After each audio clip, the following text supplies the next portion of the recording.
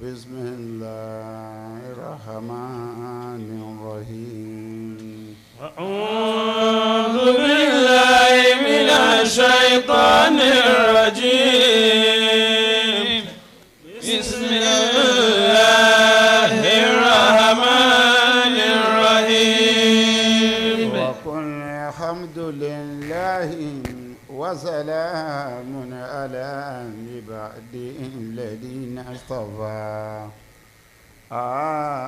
الله خير عما يشركون وقل الحمد لله وسلام على عباده الذين اصطفى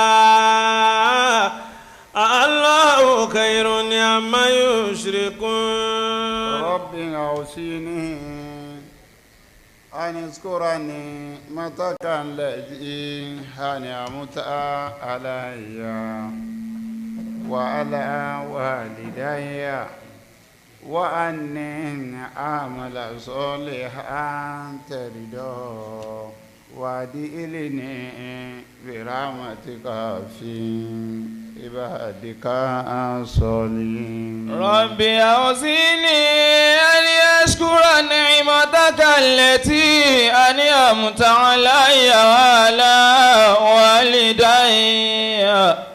وأن أعمل صالحا ترضاه وأدخلني برحمتك في عبادك الصالحين وقالوا الحمد لله الذي أصابنا الحسنى إن ربنا لغفور شكور وقالوا الحمد لله الذي أصابنا الحسنى إن ربنا لغفور شكور وقل ربي أدعني مدعلا صدقي وفقكم الله وأرجني مخرج صدق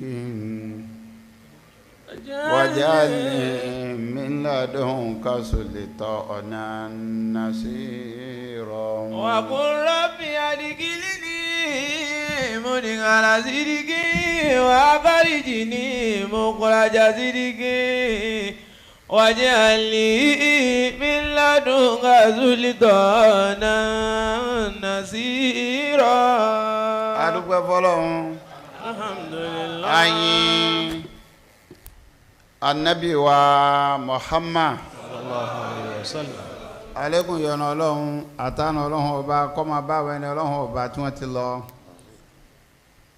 gẹ́gẹ́ bí ibi tí a bá ìdánilẹ́kọ̀ọ́ wa dé nípa àlàyé tá à ń ṣe fúnra wa lórí al-Islam wa najah èèyàn ni à ń dára wa lẹ́kọ̀ọ́ látara ojú wo ni ìsìláàmù fi wo tá à ń pè ní success àtàwọn nǹkan tọrọ ma ọwájú yẹra wa yí pé success tí à ń pè ní nàìjíríà bí ó ṣe máa ń já sí pé yìí máa wá lóríṣiríṣi àwọ̀ ní gbé wá àṣeyọrí tẹ́lẹ̀ yìí òun kọ́ ni tẹlòmíì ibi títí ń retí pọ́ fẹ́ káṣeyọrí tòun náà dàbí tẹlòmíì ní ọjọ́ mọ̀ pé òun ti ṣàṣeyọrí bẹ́ẹ̀ náà nìṣòro tí kojú oní ń bẹ ìṣòro tí kojú ẹni níbi àṣeyọrí kìí ṣèràn kan nítorí bá jẹ́ ṣòro eléyìí ó lè má jẹ́ tẹ́lẹ̀ yìí ìyẹn lọ jẹ́ àṣàlàyé fúnra wa yìí pé àwọn ànábì Ọlọ́run aleyhi salatu wa salam àwa lọ sọ́dọ̀ wọn látọ̀dọ̀ ànábì Ayub ìṣòro tó kọjú Ayuba ó yàtọ̀ síṣòro tó kọjú ànábì Yakub ìṣòro tó bá ànábì Yakubu ó yàtọ̀ sí ìṣòro tó bá ànábì Suleiman ààrẹ ní ti ànábì Ayub Yakub òun ṣàfẹ́kù ọmọ ni ó ìsàfẹ́kù ojú. Anabi Suleiman ọlá bọ́ lọ́wọ́ ẹ̀ ni ìṣòro tiẹ̀ bí ẹni tíṣẹ́ bọ́ lọ́wọ́ ẹ̀ abẹ́ni tí po bọ́ lọ́wọ́ ẹ̀ òun nírú ìṣòro tí anabi Suleiman ní alayhi salatu wa salam. Bí ìṣòro yẹn ti wá tóní tí ń kojú wọn lẹ́yọ̀ kọ̀ọ̀kan bẹ́ẹ̀ náà wọ́n dúró níta pè ní pé tí ìṣòro bá dé kí ló yẹ kó ṣe àná yẹ kó ṣe nǹkan méjì. As-sabatu wal asmul watid. As-sabatu wal asmul watid. Ó wà determined why they stand. Bẹ́ẹ̀ méjèèjì wọn wá ní wọ́n fi borí ẹ̀. Tí fi já pé ìṣòro kì í ṣèràn kan ẹni tá a fi sí kẹrin wọn lẹ́gbẹ̀ẹ́ bẹ̀yẹn náà lànàbí Sakariya alayhi salatu wa salam. Ìṣòro ti Sakariya àìrọ́mọbí ni lòun báyìí láfẹ́ lè sọ pé gbogbo ayé ẹ̀ gbogbo àkókò rẹ̀ etí Sakariya tó fi fèsì nìyẹn ní Suratul Maryam. Kaya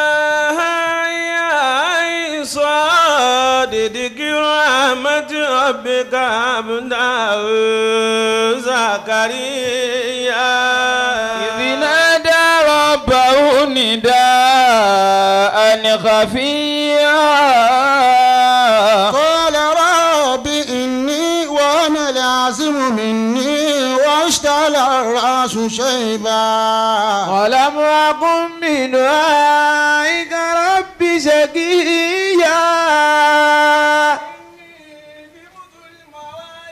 من ورائي وكانت امرأتي عاقرا فهب لي من لدنك وليا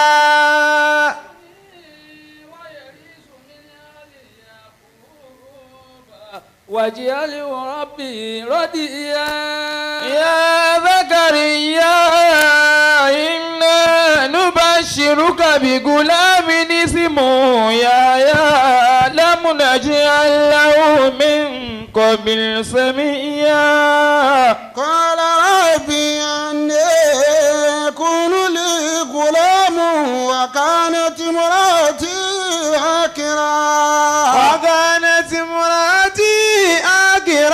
وقد بلغت من الكبر عتيا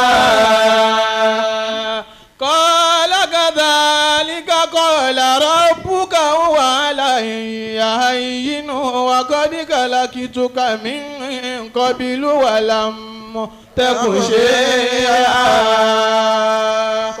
قال رب اجعل لي آية قال آيتك أن لن تكلم الناس 3 ليال سويا فخرج على قومه من المهراب فأوحى إليهم أن سبحوا بكرة وعشيا يا خذ الكتاب بقوة وآتيناه الحكم صبيا ونادى من لدنا وزكاة وكان ذكيا وبرا بوالديه ولم يكن جبارا عصيا وسلام عليه يوم ولد ويوم يموت ويوم يبعث حيا. Anabi Zakariya alayhi salam. ìṣòro tó kojú ẹ̀ bó ti kojú àwọn àyókù tó kojú anabi Ayub tó kojú anabi Yakub tó kojú anabi Suleiman ìṣòro tó kojú anabi Zakariya òun ni àìrọ́mọbí àìtètè rọ́mọbí Zakariya l'Al-Qur'ani wá gbé wá lọ́wọ́ fi sọ̀rọ̀ Zakariya fa nabi wa Muhammad sallallahu alayhi wa sallam. Kaya Isad. àwọn arifu yẹn arifu nuraniya gẹ́gẹ́ bí alifu lamim bá ti wá débẹ̀ yẹn wọ́n wá ní Allahu a'lamu bi muradi salika kọ́lọ̀ ńlọmọ tó gbà lérò ń bẹ́ àwọn míì láwọn àfọ̀n tafsiri Ibn Abbas àwọn ti sẹ́ ń bẹ́ àmẹ́yìí tí ọ̀pọ̀lọpọ̀ wọn máa ń sọ tó gbé tán pé ọlọ́run lọ́mọ tó gbà lérò ń bẹ́. Dikiru rahmati rabbika abinahu Zakariya. alámìrì anabi Muhammad zikiru rahmati rabbika bá mi rántí dẹ̀ra èmi ọlọ́run ìdẹ̀ra ọlọ́run ọba rẹ lérí ẹrú mi Zakariya kí ló jẹ́ kọ́lọ́run ò lo ráàmà àwọn àfáà ní ọmọ ní ráàmà nígbà tí ń sọ ọlọ́run pé wà mí ní hayatihi. ومن آياته أن خلق لكم من أنفسكم أزواجا لتسكنوا إليها وجعل بينكم مودة ورحمة. wọ́n náà mọ̀ ní ráàmà gbàtọ́lọ́run sọ pé mí ní hayatihi. ومن آياته iná ohun àmì àwọ̀ ọlọ́run. أن خلق لكم من أنفسكم أزواجا لتسكنوا إليها. adé alátara ara yín adé fún yín àwọn ìyàwó yín litaskunu ilayha kẹ́ ẹ lè bá a sinmi pẹ̀lú wọn. وجعل بينكم مودة ورحمة. àwọn ọlọ́run ọba ja'ala bainakum àwa fi sáàrin yín àkọ́kọ́.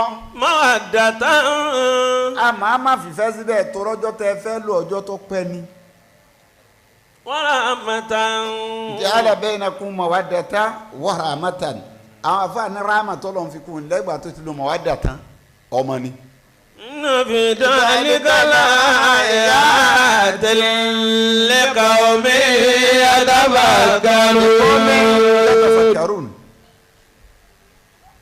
ráàmà yẹn lọ ìkẹ́ ọmọ ọ̀rọ̀ ọmọ lọ́fẹ̀ẹ́ sọ pẹ̀lú Zakariya lọ́jọ́ kọ́ lọ́wọ́ lọ ráàmà yìí pé. ذكر رحمة ربك عبده زكريا. láti ìdẹ̀ra tí mo ṣe fẹ́rù wa Zakariya. إذ نادى ربه نداء خفيا. ìgbà tí ń pè àwọn ọlọ́run ní pípé kẹ́lẹ́kẹ́lẹ́ tó pamọ́tà nìkan ọ̀mà tí ń bọ́ lọ́wọ́ ọba sọ ọ́. قال رب olúwa lọ́wọ́ ọba. إني وأنا العزم مني واستعلى الرأس شيبا. àwọn àǹfààní kìí ṣe gbogbo ara yàyà ló wíìkì. asimu mi ní wánà ká asimu mi ní nǹkan ọmọkùnrin ẹ̀ ló wíìkì. إني وأنا العزم مني واستعلى الرأس شيبا. ewu sì ti dórí ẹ̀. ولم أكن بدعائك رب شقيا.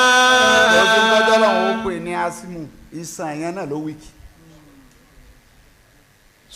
ọwọ́ àròjọ fọlọ́run ni wípé dídò ó ní ogbó sì ti dé ewu ni lórí mi gbogbo orí mi ló ti funfun yìí.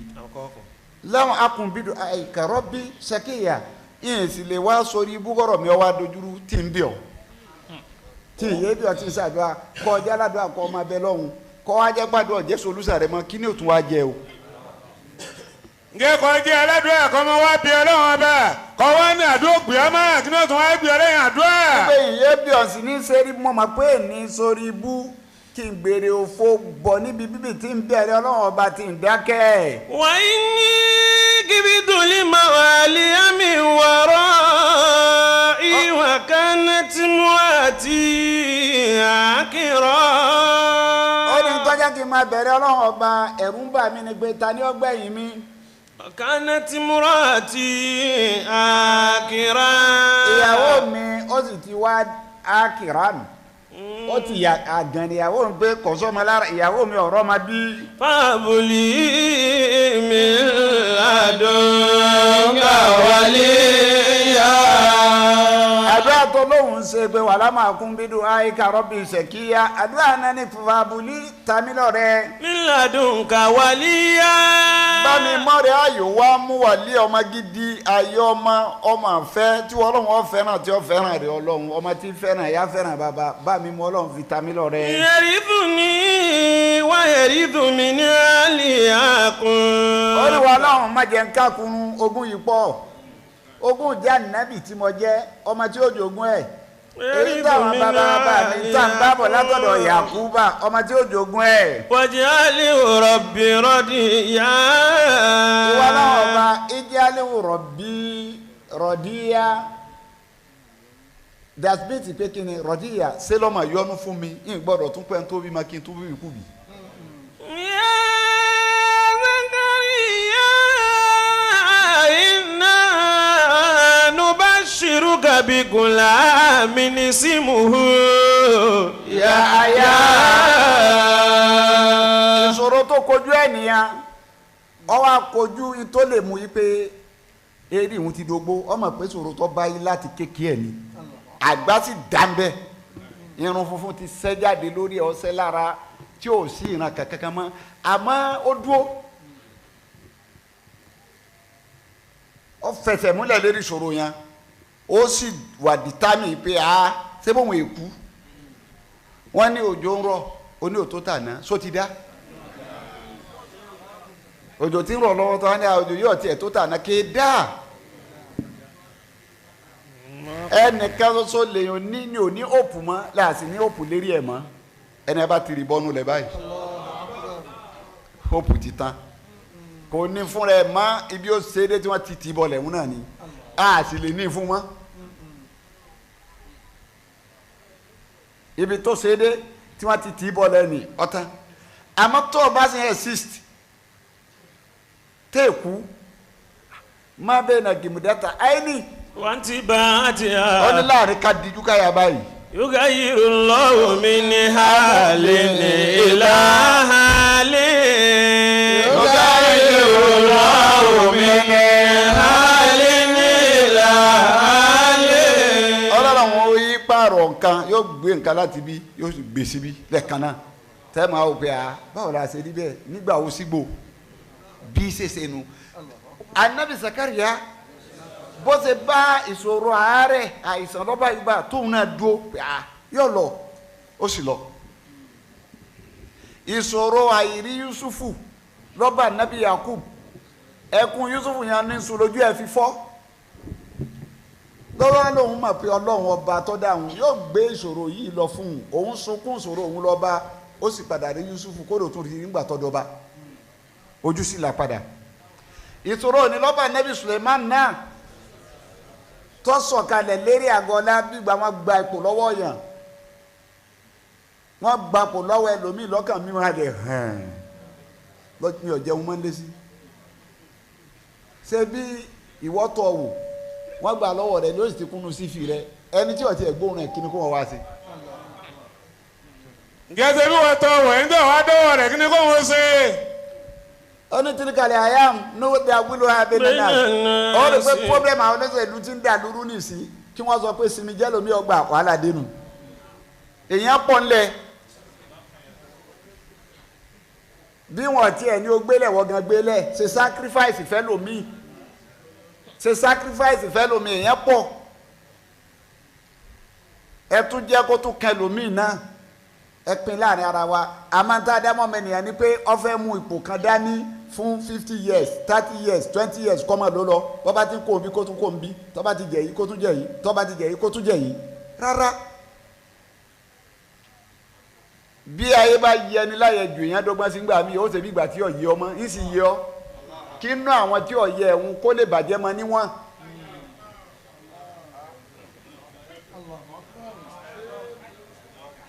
gẹ́gẹ́ ayé máa ń yẹ nílẹ̀ jù wọ́n wá para máa bí ẹni pé kò yẹ ó sì yẹ ọ́. ètò ọlọ́run ni àmọ́ gbogbo wọn wo pé ìṣòro yìí a ṣèlémọ̀ náà wò pé ọ̀la bọ́ ìtí gbogbo wọn náà solúsàn gbà tó bọ́ tóun náà ṣe ni pé ayé òpin yóò padà wá ó fèsì ọlọ́run ni ó dáa fún mi lómi tó tẹ̀ tún dáa jù yìí lọ ọlọ́run ni gbà. anabi Zakariya aleyhi salatu wa salam òun náà múra kò síbi téèyàn tiri wá sí ilé tí mo kọ́kọ́ gbé èmi kí mo kọ́ yìí mo rẹ̀ ń tiẹ̀ ni ilé ọ̀nà lọ kankan kọ́lọ́hún tó kọ́ yìí àwa wà ń bẹ àwa tá a wá jọ wà ń bẹ tá a ń jẹ́ tánẹ̀tì àwa méjì àwa wà lókè àwọn wà ń sálẹ̀ àjọṣeyàwó lọ́dún kan náà ni àjọkúndín léwu lọ́dún kan náà ni ọdún mẹ́wàá ni òfin bímọ kírísítẹ́nì ni tó bá gbàdúrà aláàrọ̀ wọ́n gbà lọ́sàn wọ́n gbà aláàrọ̀ wọ́n gbà lọ́sàn báyẹn bá ń sọ fún ó lóun Jesus Christ tóun tẹ̀lé kò lè disappoint un. ọmọdé mi bí tó jẹ́ first daughter ni Mariam bọ́bá tí wàá darí school ìyàwó rẹ̀ wà gbé lọ sọ́dọ̀ wàá máa tọ́jú ẹ̀ bọ́bá ń ṣe bẹ́ẹ̀ dé yà support yà ṣe gbogbo ẹ̀ wọ́n padà bí o.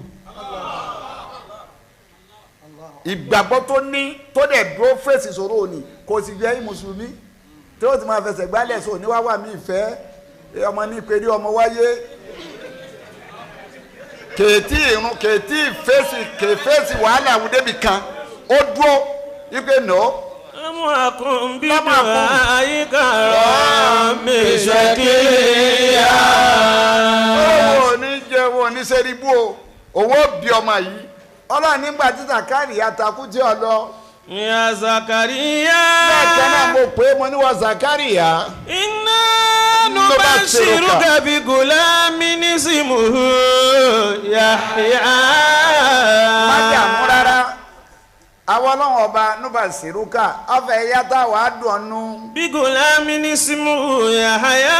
kódà kò tí ìyàwó èlóyún kèbí tọ́nà fi sọ̀rọ̀ tí ó bí fún ọ bí gùlámì obìnrin jẹ́ bẹ́ẹ̀ ọkùnrin ní jẹ́ bẹ́ẹ̀ ọlọ́run ní ọfẹ yàtọ̀ dùnú pẹ̀lú gùlámù pẹ̀lú ọmọkùnrin. اسمه يحيى. gbàsúná sọ ọkọ kan rò lè bá a balẹ̀ ó kọ tí ọmọ jẹ́ ọlọ́run ló kọ ọmọ náà Yahya ni. لم نجعل له من قبل سميا. min kọ́bìlì sẹ́mìyà ó kọ tẹ́ni ọlá tí tó dọ̀ ó kọ tí ń sọ ẹnìkan rí ẹnìkan ò ní jẹ́ síwájú rẹ̀ ọmọ tí mo fẹ́ fún òun ẹnìkan ò ní jẹ́ ó kọ òun síwájú ẹ̀. قال رب. tó nígbà tí ọlọ́run sọ bẹ́ẹ̀ fún Zakariya wọn mọ̀ bá lẹ́tà ayọ̀. رب أن يكون لي غلام وكانت امرأتي عاقرا. ọwọ́ sọ fún Zakariya wá ní wọ́n lọ́hún. أن يكون لي غلام. báwo lọ́mọ ṣe fẹ́ tọ́ sí mi báwo mo ṣe fẹ́ bímọ ọkùnrin. وكانت امرأتي عاقرا. ìyàwó mi àgànní. وقد بلغت من الكبر عتيا. nínú ẹ̀lẹ́kíbárì ìtìyà. àgbà ti dé ló fi mọ̀ pé ọjọ́ díẹ̀ kó ló ń bẹ ó ní àgbà ti dé èlé sọ pé òun wọ ọlọ́run wọ̀ ní sọ nítorí àmọ́ ìyàwó mi ní ó ti rí di menopause òun ni Hakira ti bẹ̀ yẹn kò sí kó sùnmọ́ èmi Zakariya gan ó ti dàgbà. قال كذلك. ọlọ́run ní báwa ṣe ṣe nu. قال ربك هو علي هين وقد خلقتك من قبل ولم تك شيئا. ọlọ́run ní báwa ṣe ṣe nu ọ̀rọ̀ wa lọ́rùn pípọ̀ ṣe báwa la dọ̀ halaktuka min qabli àwa la ti dáwọ̀ Zakariya síwájú wa ولم تك شيئا. sọ jẹ́ nǹkan kan tẹ́lẹ̀ ni. agbogbo bó ṣe lọ àwa la ṣe kí lélẹ́yìn wá ń kí lọ́wọ́ ẹjọ́ kí lọ́wọ́ àrò pé àgbà ti dé ìyàwó mi kò ṣe ń kó sùn mọ́ ọ̀rọ̀ ní kí lẹ́jọ́ tiẹ̀ ṣebí kọ́ sáà ti bímọ ni. قال رب اجعل لي آية. tó mo gbọ́ àmọ́ sí mo lè rá mi àyẹ̀tà tí o lè fún mi lóhun àmì. اجعل لي آية. Zaka sọ pé ọlọ́run ọba wọn fẹ́ kó o fún un lómi ohun àmì tí ń fi mọ̀ bẹ́ẹ̀. قال آيتك ألا تكلم الناس ثلاث ليال سويا. à ń fẹ́ ohun àmì ni pé má yọjú sáwọn èèyàn má sì bá wọn sọ̀rọ̀ fọ́jọ́ mẹ́ta kọ̀ọ̀kan wà bẹ́ẹ̀. فخرج على قومه من المحراب. nínú ilé tó wà ọba jáde sáwọn àjọ rẹ̀. فأوحى إليهم أن سبحوا بكرة وعشيا. kéèyàn wá dágbére fún wa yín wá ń sọ ń tọ́sọ̀lẹ̀ fún wa pé ọjọ́ mẹ́ta sóní ẹ̀ ní rí wa kábàá yín sọ̀rọ̀ bukratan wa ashiya ẹ máa ṣe lọ́hùn bẹ́ẹ̀ ṣe ń sì ẹ̀fẹ̀ mí lẹ̀. يا يحيى. ọ̀rọ̀ mi lọ́fẹ́ bọ́ sí èyí tó sọ̀pọ́tì eléyìí wọ́n padà sí alimurana ni. هنالك دعا زكريا ربه قال رب هب لي من لدنك ذرية طيبة إنك سميع الدعاء. فنادته الملائكة وهو قائم يصلي في المحراب. وهو قائم يصلي في المحراب أن الله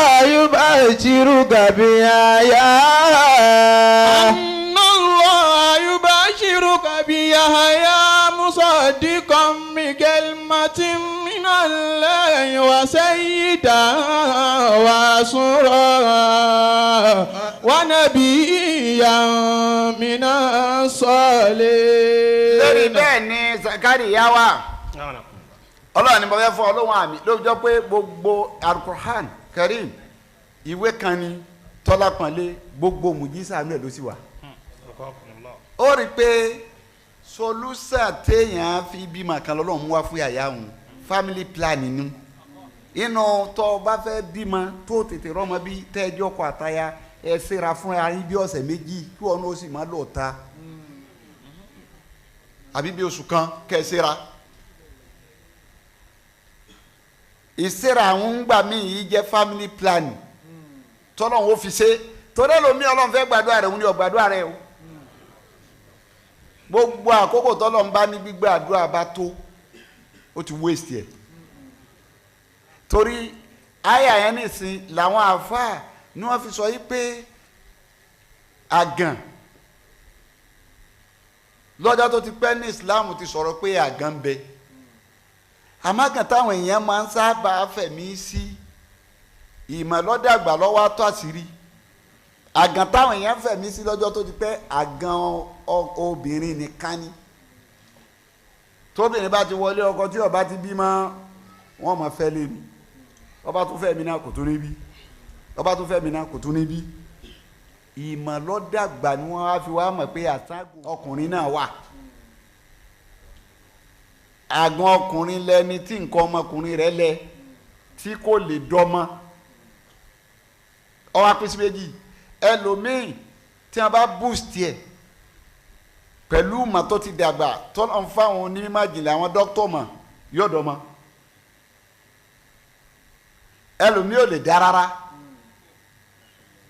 láti lẹ̀ láti ṣe bẹ́ẹ̀ yẹn ìyẹn ọmọ ṣe déédéé ayé ọlọ́run pé yahabu liman yasha'u dùkún unasa wa yahabu liman yasha'u dùkún. ẹni bá wù wá ọlọ́run ó fún lóbìnrin ẹni bá wù wá á fún lọ́kùnrin. aw yuzawwijuhum dhukranan wa inatha. yusawwiju dhukrana wa inatha bàbá sọ àwọn ọlọ́run àpapọ̀ àtakọ àtabo anúbọ̀kùnrin anúbóbìnrin. ويجعل من يشاء حكيما إنه عليم قدير. ọba ti wà àwọn ọlọ́run á ṣe lágàn àwọn ọlọ́run ṣe bẹ́ẹ̀ tọ́ pé kò sí bó ṣe fẹ́ ṣe àgàn náà ní ọ̀jẹ̀. ìtumọ̀ ni yí pé kò sí màkà tó fẹ́ dàgbà tí ò ní bá Kùránì níwájú kò sí màkà tó fẹ́ dàgbà tí ò ní bá Ọlọ́run níwájú. ìgbà tí ìmọ̀dàgbà ní mọ̀gbẹ́dàgbà dé pé wọ́n á di tẹ́tì yìí pé àgàn ọkùnrin ń bẹ tí nǹkan ọmọkùnrin rẹ̀ ọ́ lẹ̀ ní wọ́n wá ìmọ̀ wá dàgbà dé kó wọ́n á mú solúsàn wáyé pé IVF yẹn làwọn èèyàn wá ń wò lédè pé ìjẹ́ Islam gbà wọlé àbí Islam ò gbà wípé obìnrin tí àtọkùnrin wọn ọ̀rọ̀ ọmọ wọn ti fẹ́ dọ́lọ́mọ láyé kí wọ́n wá gba àtọkùnrin kí wọ́n gbé sínú obìnrin yàtọ̀ ń pé ó súnmọ́ ní àdá tọ̀bà yíyà bí a sì mọ̀ kó kí wọ́n gbà tọkùnrin yẹn wọ́n fi sára rẹ̀ wọ́n wá boost yẹ àwọn afáwa wọ́n ní Islam gbà pẹ̀lú condition kan Islam gbà tó bá já sí pé àtọ̀ ọmọ ọkọ ẹ̀yẹn náà wọ́n fẹ́ gbà tí wọ́n tọ́jú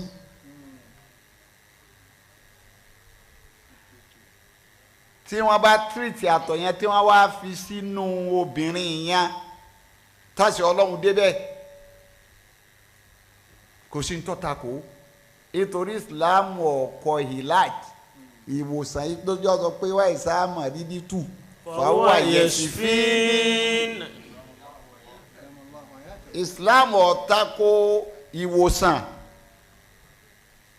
ìran àwòsàn kan ní ìran ìlàjì kan ní nítorí wá mọ̀ yìí pé wọ́n àtọ̀yàn wọ́n lè boost ẹ̀ tí wọ́n tọ́jú ẹ̀ iná ẹ̀ láti sọ síwájú lára Zakari àgbà tí ń sọ fọ́lọ́hún yìí pé ara ti kẹ́hìn ara òun ti dàgbà àgbà ti dé. wọ́n kọ́ balaki túmínálì kí n bàrí ìtìyà. ara àwọn ó ti dàgbà ó gbó ti dé ìyàwó òun àgàn nítorí ó ti rí di menopause tọ́lọ̀ wọn sọ fún Zakaria pé.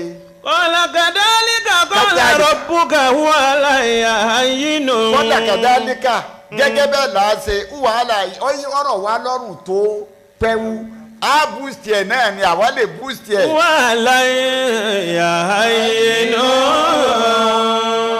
wàhálà yìínú.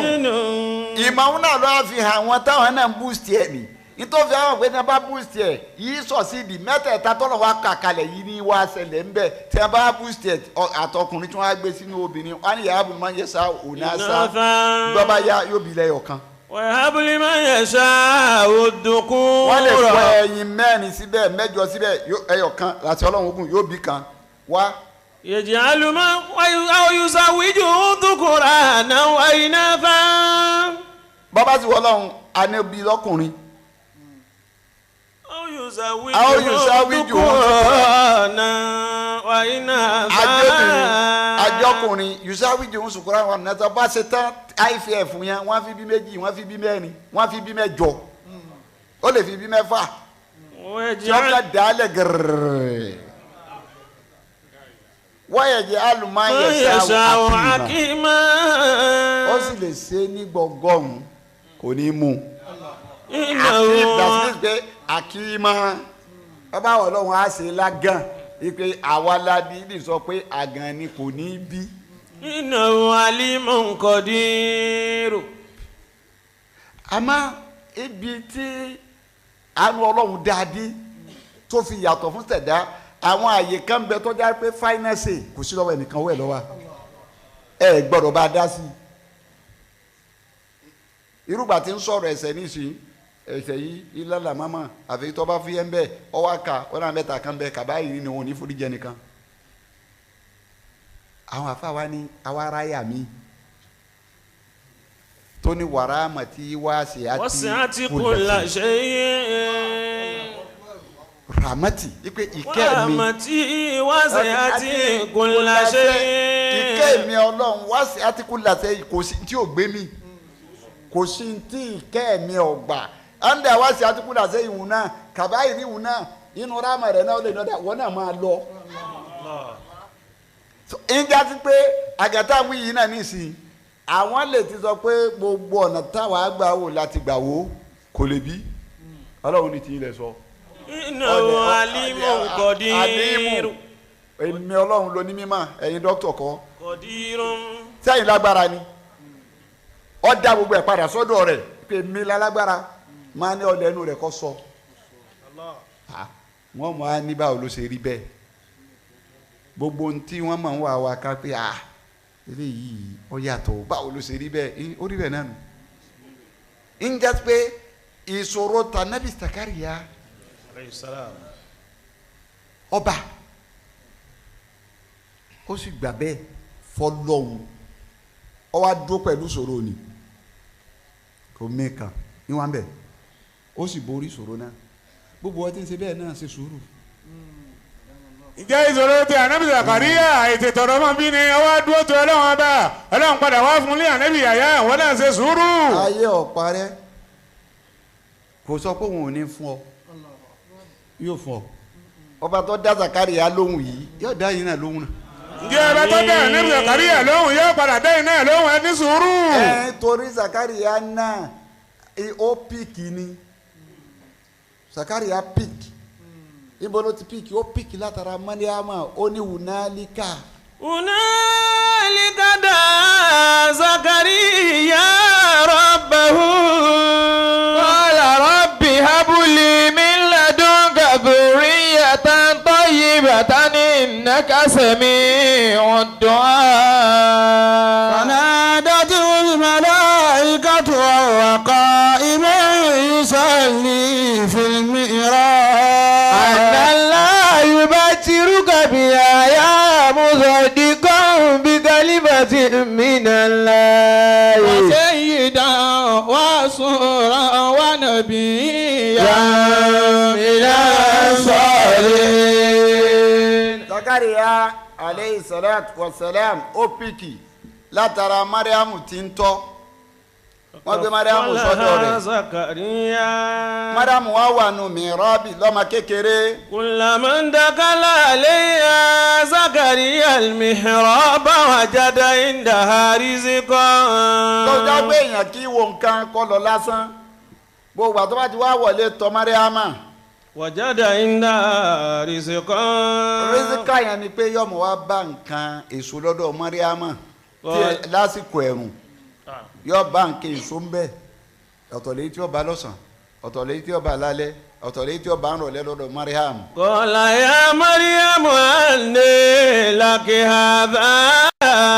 Zakariya ọmọ wa bi Mariam léèrè ibo ló ti lẹ́tọ̀ sílẹ̀ ibo lélẹ́yìí ti wá. قالت هو من عند الله إن الله يرزق من يشاء بغير حساب. anna laki asa ibo ló ti rí. قالت هو من عند الله. qalat huwa من عند الله. wá sí nìyẹn má bínú ẹni tó bá wà lọ́dà rẹ tọ́lọ́ ń bá fẹ́ ṣàánú o má bínú ẹ. ǹjẹ́ wà sí nìyẹn gbogbo ẹni tí máa ń bẹ lẹ́bẹ̀ẹ́ rẹ tí Ọlọ́run bá ṣàánú rẹ̀ má bínú rẹ̀. sàkóòrò ń ròyìn pé ìwọ kọ́mọ pé ìwọ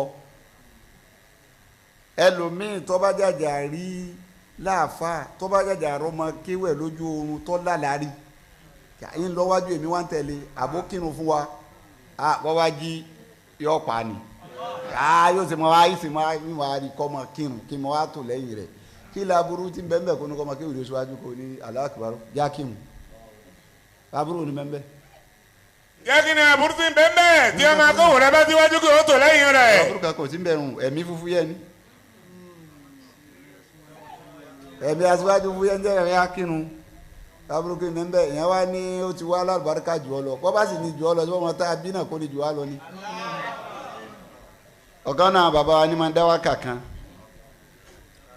torí àbòsí nu mo bá ti ń bàbá wa kan ó ti dàbòsí ṣé o máa sùn rọ̀mùdá ni máa dá nkẹ́ èmi sì sàbòsí àwọn ni máa wá ń dá wákà ní àtọmọ tá a bí àtọmọ tá a tọ́ o ọmọ hàn sá lọ máa ń jẹ bàbá ń bẹ láàyè o ọba ajá jèrè wọn o bàbá lọ tán dákun jẹ wọn ó tẹ̀yìn wá sí i.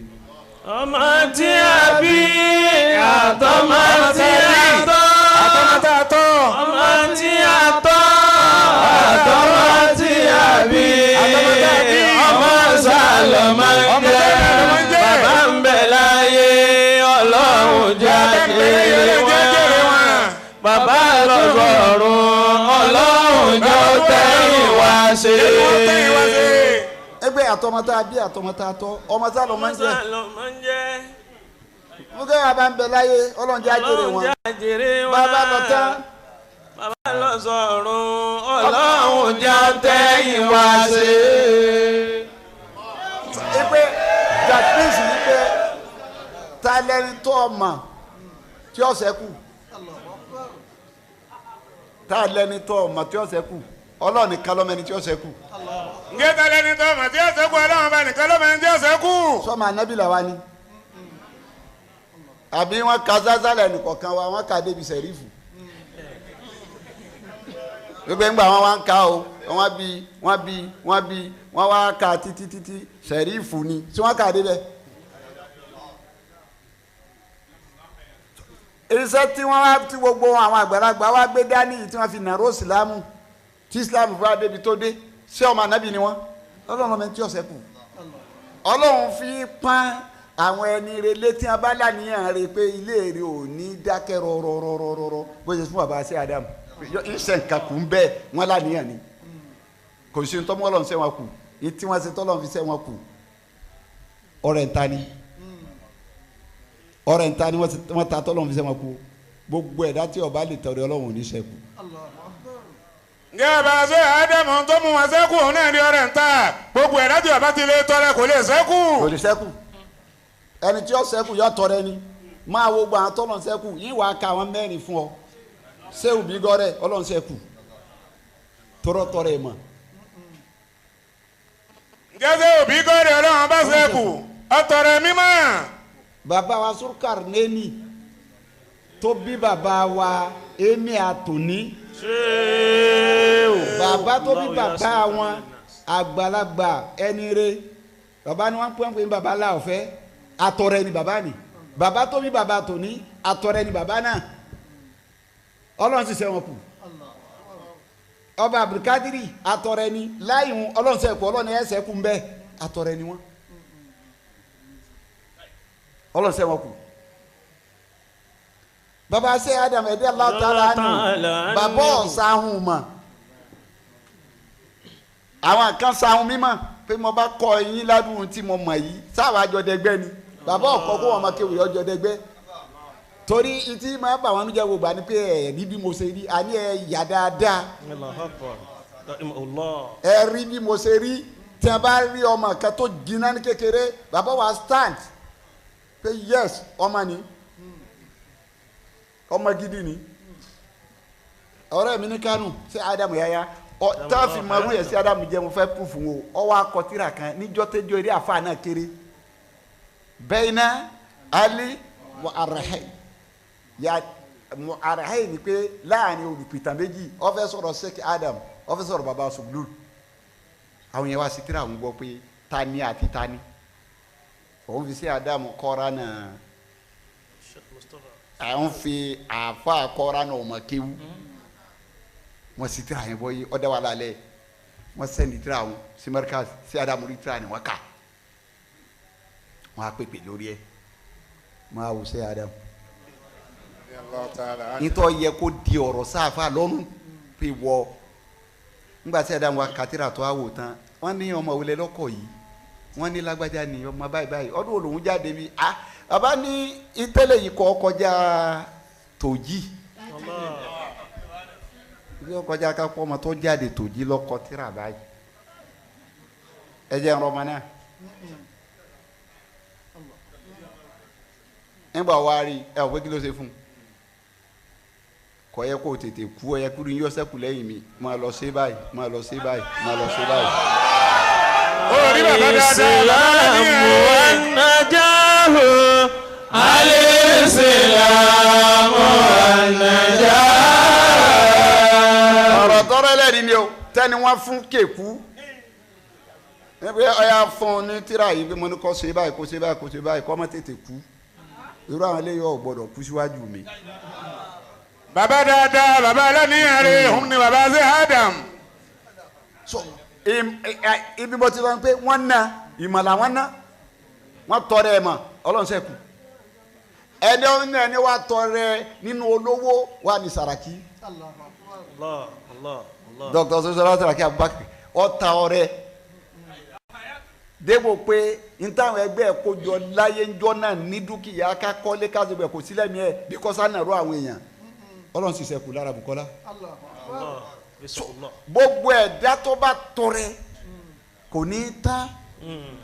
gbogbo ẹ̀dá tó bá ti tọrẹ kò ní í tán lẹ́yìn ọlọ́run bá ṣẹ́kù. wàlá ya Maryam. Zakariya alayhi salatu wa salam kò bínú Mariama tí mo ti lọ nìyẹn. anilaki hada. ó ní bolo ti rí. qala huwa min indillah. Mariama ní látọ̀dọ̀ ọlọ́run ọ̀dọ̀ ọlọ́run mo ti rí. Inna Allah yarzuqu man yasha'u. ọ̀nà ọlọ́run ọba yarzuqu man yasha'u bighairi hisab, ọba tí pèsè fún yẹn ní tẹ́ni kò sí ní bí léèrè. Hunalika da'a Zakariya rabbahu qala rabbi hab li min ladunka zurriyatan tayyibatan innaka sami'ud du'a. ọba tí pèsè fún ní bighairi hisab kò sí ní béèrè, ó ní hunalika Hunalika da'a Zakariya rabbahu. ẹ̀bẹ̀ sàkà ti tají pé ọ̀dọ̀ ọlọ́run ló ti rí òun ní sì pèsè fún yẹn, ajẹ́pọ̀ lè pèsè fèmí náà. ṣé ti ń bọ̀ má máa ronú bí orí olóore mọ́, orí olóore ọ̀gbọ́dọ̀ máa wúbànújẹ́ rẹ lẹ̀, máa tó fìràn ni ó bí ma ọwọ́ àlòdì kó ma nísìn ọwọ́ àdorúkọ jọ ọwọ́ sí òsì kò gbé ọ̀dọ̀ ọlọ́mọdé kejì, ọjọ́ ayọ̀ tiẹ̀ ló dé òun bá yọ̀ bá dunnú jẹ́ àwọn kan máa wá sọ pé àbẹ́lẹ̀ yóò lérò ni kọ́lọ́wọ́n wá gbọ́ lẹ́yìn tí wọ́n gbọ́, kọ́lọ́wọ́n wá sọ fún wa pé ó lérò. Hunalika da'a Zakariya rabbahu qala rabbi hab li min ladunka zurriyatan tayyibatan innaka sami'ud du'a. Ànábì Zakari yóò bànújẹ́ ipe mi ò bí wọ́n tún wá gbé ọ wá fún mi máa tọ́ ẹ ìyín tún wá rí nǹkan ìmọ̀ lára rẹ sẹ́mi mo bí ọ ni bọ́ ọ bá ròyìn wọ́n ká kùnrùn wàláhì ó kọ́ àkùnrùn òun ronú káwọ́ pé ẹ̀dùn ọlọ́run tó ṣe fọ́mọ kékeré yìí tó níbi gẹ́rì sábẹ́ ọmọ lè ṣe tèmi náà ọlọ́run ní níbẹ̀ ni. Qala rabbi hab li min ladunka zurriyatan tayyibah. òun ó sọ jíbẹ̀ ni pé wọ́n lọ́hún àbúlí tàbí lọ́rẹ̀. Min ladunka zurriyatan tayyibah. fún mi lọ́mọ ọmọ tó má bí irú ọmọ yìí. Innaka sami'ud du'a. ọba tí gbọ́ tí gbà ní wọ́n lọ́hún. Fanadatil malaikatu wa huwa qa'imun yusalli fil mihrab. ó rí i pé kò fọlọ́hún lẹ̀ ìròyìn tọ́lọ̀ mú wá àwọn náà ọ̀hún pé kò já lọ́dọ̀ ọlọ́run ọlọ́run bàbá rí kí màláìkọ̀ ọlọ́ba níbi tó wà lórí ìdúró tí ń pè wá àti kò yé pé ọlọ́run. Anna Allah yubashiruka bi Yahya. ìgbà tó fẹ́ sọ fún lọ́hùn olóhùn ó dùn nù ni ó ní ìsín ó ti ní àwa dùn nù yàyà ibi ká fún ọlọ́mọ tí ó máa jẹ́ yàyà. Musaddiqan bi kalimatin minallahi. gbogbo ohun tó sì tọrọ láyàyà náà lọ́lọ́run fi síbẹ̀ musaddiqan Bi kalimatin minallahi. musaddiqan bi kalimatin minallah.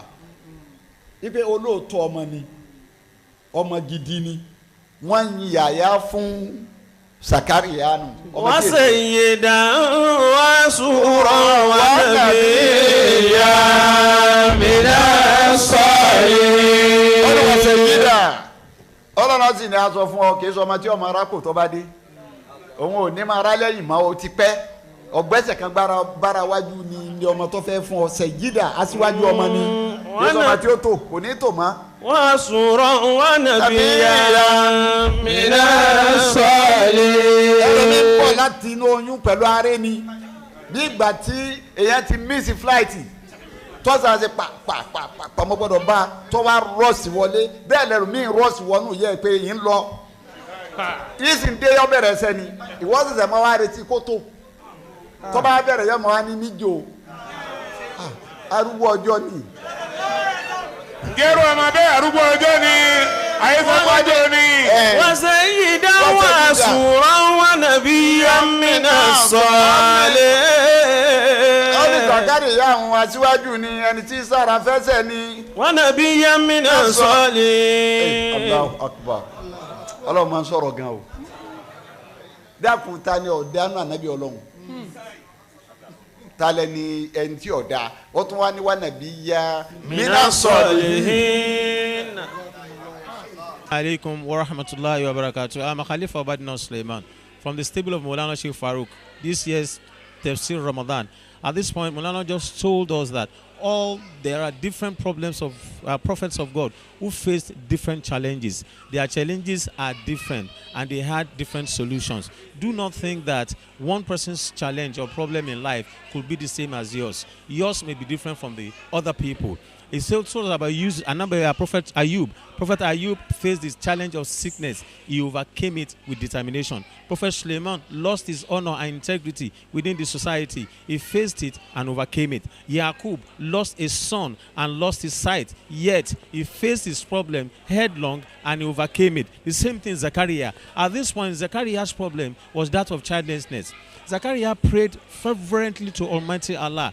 He reminded God that he is old, his bones are weak, his wife is a barren. He now requested that Almighty Allah provide him with a friend of God, somebody that is going to take over from him what he actually inherited from his great-grandfather. Zechariah did something. He said, in spite of all this, I trusted you, and Allah promised him a son. Women are always the one being accused of barrenness. But at this point, Maulana Sheikh Farooq just told us that in the case of Zechariah, it has proven that a man can also be barren. Barrenness can come from a man as much as a woman can be barren. But knowledge has provided a solution. That solution is IVF. Some are saying that IVF is un-Islamic. Maulana Sheikh says IVF is Islamic on condition that the man's sperm is going to be taken and treated and made to become a child in the wife's womb.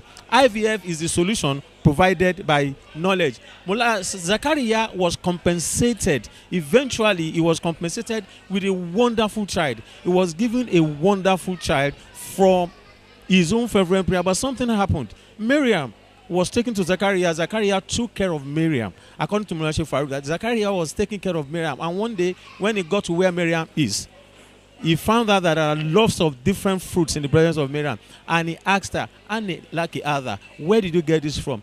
She answered and said, Min inta Rabbi, it came from my God. At that point in time, Zechariah picked up and says that if God can provide for this small child these things that I've seen here, then the God that did that can also do the same for me. At this point, Zechariah asked for a child, and God promised him and gave him a child, a special child called Yahya.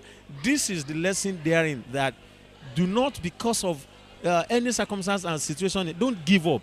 Continue to persist. Continue to insist. Eventually, you will get there, like Zechariah did, and eventually he had a child. Maulana Sheikh Farooq just explained to us that don't let anybody's success in life at any point in time become a problem for you. When you see people with success, be happy for them. Rejoice with them. When you rejoice and be happy for them, you might luckily find out that because of what you have done, you are going to be compensated. This is what Zechariah did. Zechariah did not, because he does not have a child, says that how can I be taking of Miriam? I don't have a child. But because he was taking care of Miriam with good intention, the day he found out that God was blessing Miriam, Miriam is a blessed child. That same day, he asked for his own blessing, and God brought that blessing to God, to Zechariah. What Maulana Sheikh Farooq is saying is this: all the prophets of God, these prophets that we have mentioned, Ayub, Yaqub, Suleiman, Yusuf, all of them, they had their own problems, but they were persistent in looking for a solution. They did not run away from their problem. They insisted in looking for a solution. They worked out for that solution, and it came. You can do the same. You can also find a solution to whatever problem you find yourself now. Do not think because that problem is going to go there and going to remain there forever. That problem will one day leave you and it will go. Maulana Sheikh Farooq also pointed out something, that because the wife of Zechariah was barren was not a reason for him to take another wife. Rather, he continued with his wife, fervently praying to God, and both of them found eventually a solution to a big problem in their life. This is the lesson therein. Whatever it is at the point in time you're doing, if solution is not forthcoming on time, be sure that Almighty Allah is there and will continue to answer your prayer. I remain yours, Khalifa Obadina Suleiman. Salamun alaikum.